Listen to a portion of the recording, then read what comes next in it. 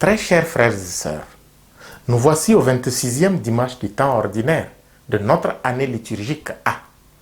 Encore une parole de Jésus qui déboussole et met les prédicateurs dans un dilemme de conscience entre ce que Jésus veut dire clairement et les brebis fidèles qu'il faut entretenir.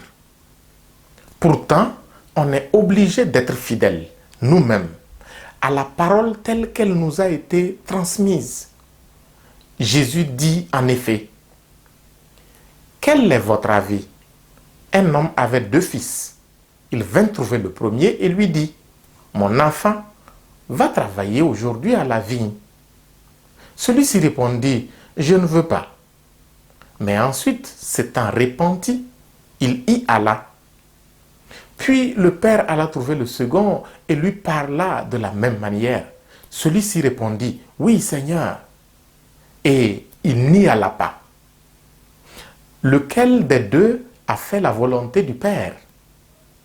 Ils lui répondirent, « Le premier. » Jésus leur dit, « Amen, je vous le déclare, les publicains et les prostituées vous précèdent dans le royaume de Dieu. » Cet extrait de l'évangile de Matthieu me fait penser à toutes ces personnes qui, d'une manière ou d'une autre, pour une raison ou pour une autre, nous crachent bien souvent cette phrase au visage.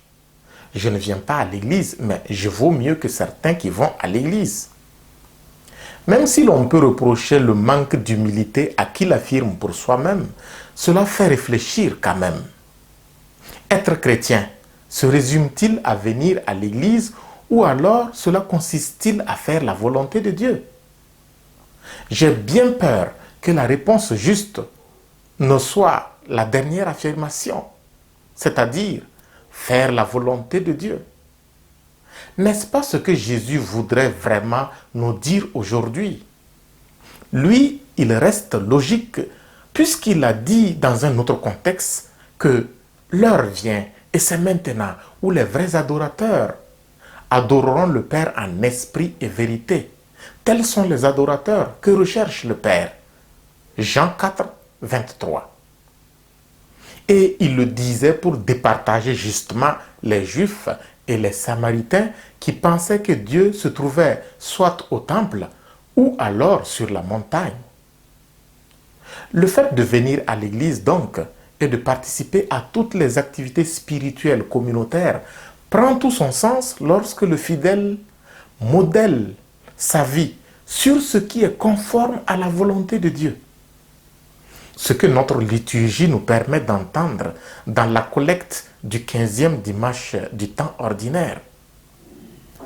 Donne à tous ceux qui se déclarent chrétiens de rejeter ce qui est contraire à ce nom et de rechercher ce qui lui fait honneur.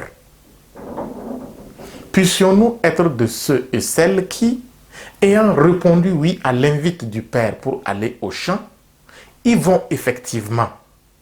Ainsi, nous réjouirons le cœur du Père, bien plus que ceux qui au début disent non et y vont ensuite.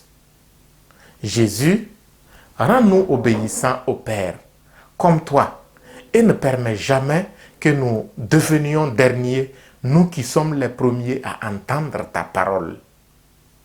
Amen.